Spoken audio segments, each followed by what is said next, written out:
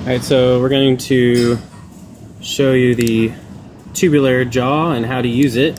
So first of all, we're going to make sure our settings are updated.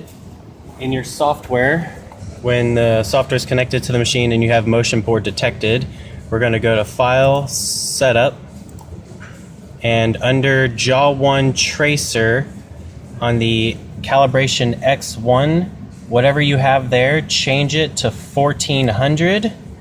You can pause the video if you need to do this part. 1400, change calibration X2 to 1400 as well, and then hit Master Update. It'll probably take a moment to update, and you'll press OK, and then File, Exit.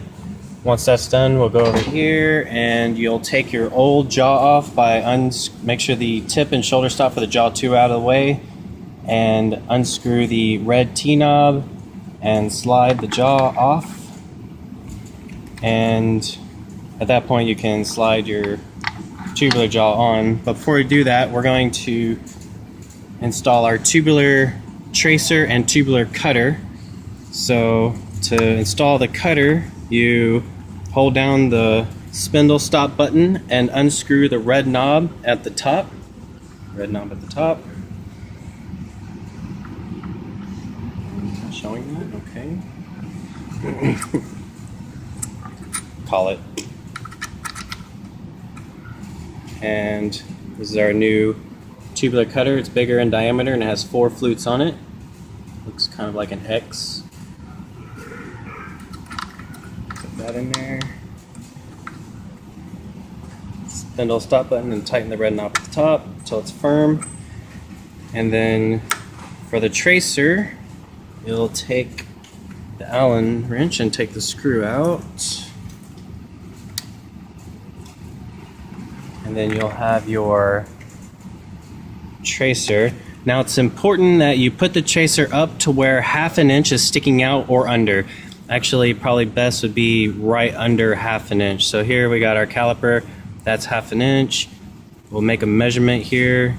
Best thing to do would be to make a measurement and then to put a little mark there. See how I have a little black mark there on my tracer tip?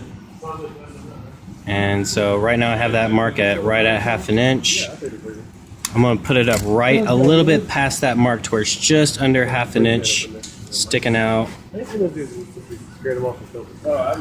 Loosen the screw a little bit more.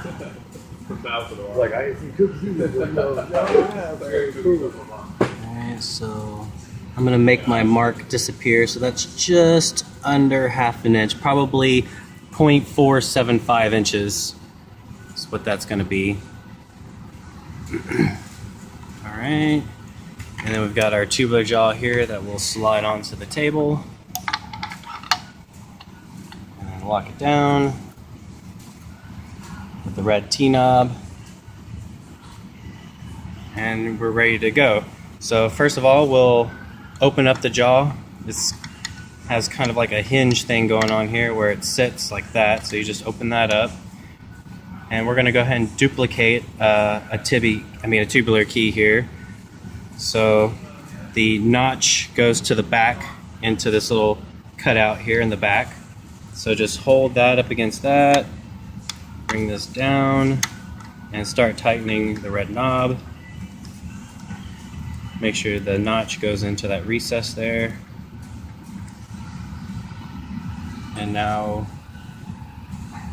we're ready to start tracing. Let's go select the key in our software here.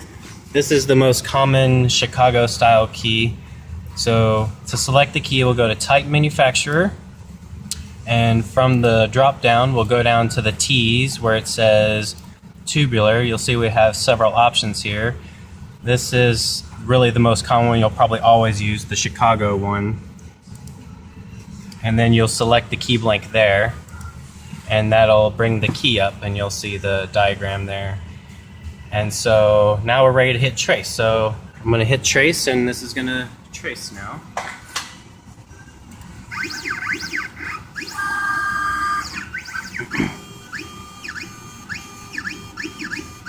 That's what it should look like when it does it, and then it should hit the top. And then I'll go down and trace it out.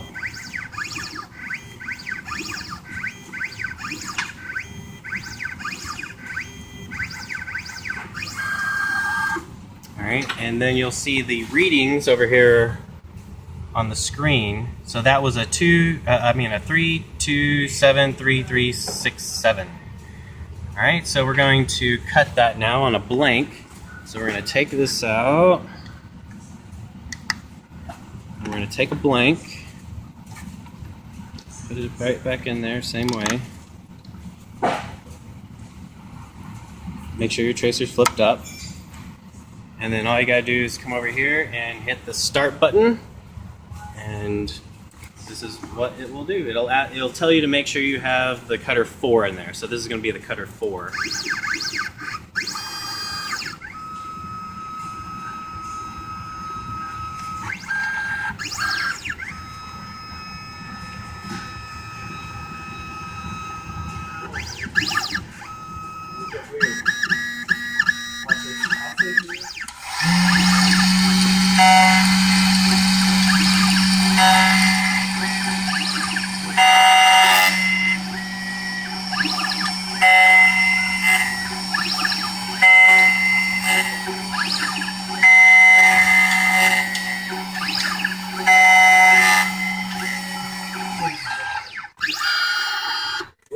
We'll go ahead and take that out.